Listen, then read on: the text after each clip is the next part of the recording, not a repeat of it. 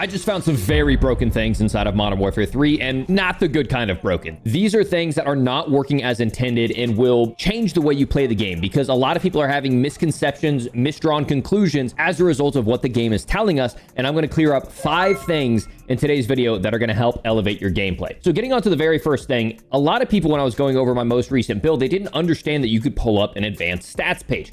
Typically, in past years, we would have to go to a site like sim.gg or True Game Data in order to pull information for an actual gun's performance. But in this game, you can't pull it up here, and you can't pull it up here. But what you can do is when you go in and you look at an attachment, go to this attachment page, and as you'll see, it says press L2 or LT to show details, or if you hover over, you can get your mouse. And when you do that, you can see you now have access to this wealth of information that tells us what exactly is going on whenever we select each individual attachment. Now, there are some things that aren't included in this list that I think are critical information, and I'm going to cover that in a part 2 video over on my second channel later today. So if you want to check that out, that'll be linked in the pinned comment and the description. A lot of great value, pretty much only guides over on that second channel. I'm going to show you how to build the perfect weapon over there. But unfortunately, a lot of this stuff is inaccurate, and we're going to kind of cover the negative stuff today on the main channel, hoping it gets some information out there so it can get fixed. Okay, so before we get into the weeds on the numbers over there, let's make sure we have a good baseline to start on, and that's issue number 2. So in Modern Warfare 3, we have been given a new base health of 150 base health. So you would expect when we go into the firing range that, well, the bots would have 150 base health, right? Wrong. Okay, the bots are still using the 100 base health that we had from Modern Warfare 2. So when you go in and you start to fry these bots and you're like, wow, this gun beams, and then you go to use it in the actual game, it feels completely different. Well, let me prove it to you real quick, okay? So I went ahead and I built out 2 guns for a specific purpose. We built out this DM56, okay? And when we pull up the DM56, we pull up the advanced stats page, we see it has a lower torso damage of 50. Okay, so that's if I'm shooting in the stomach, I'm going to do 50 damage. Now, if I go over here to this PKM, I'm going to do the exact same thing. I'm going to pull up an advanced stat, and I'm going to see that it has an upper torso damage of 49. So basically, if I shoot someone in the chest with the PKM 3 times, it should do less than 150 damage. And if I shoot someone in the stomach 3 times with that DMR, it should do exactly 150 damage and kill them. Well, let's go ahead and test it out on these bots. So we go in here, we see the bot, and I should expect with this DMR to the lower torso, it should take me 3 shots to kill. Okay, 1, 2. Oh, the bots have 100 health. So how do we fix this? How do we test our guns more accurately? We simply go in and we add 1 plate. Okay, so let's go ahead and make sure that adding 1 plate actually changed something. So now we're 1, 2, 3. Okay, that's accurate. Now let's go ahead and make sure that this actually gets fully accurate and test that out with this PKM. So it's only doing 49 damage per shot upper chest.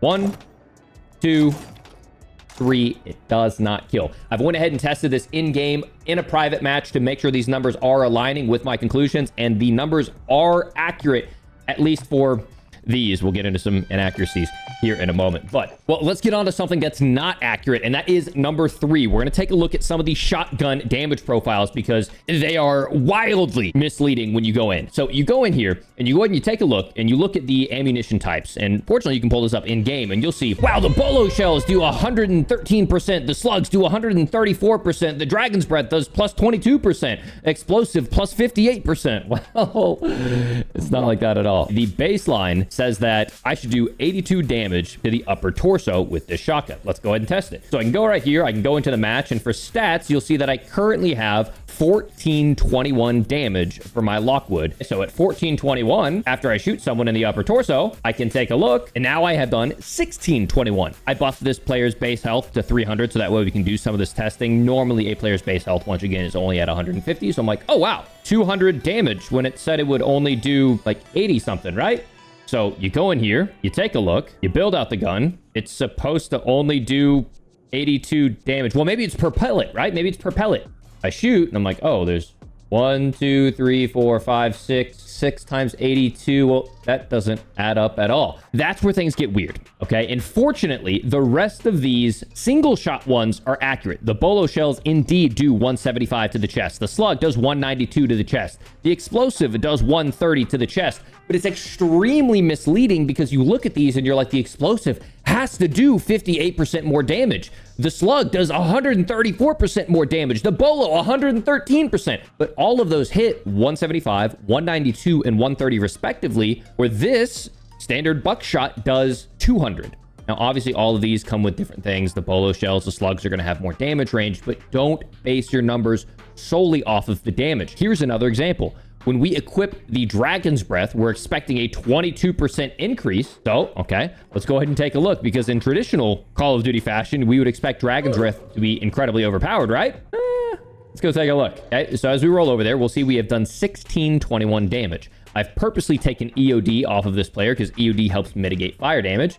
And with 1621 damage, a shot to the upper chest, I am now at 1821. The gun was supposed to increase my damage by 22%, so it should be 244. That's my point.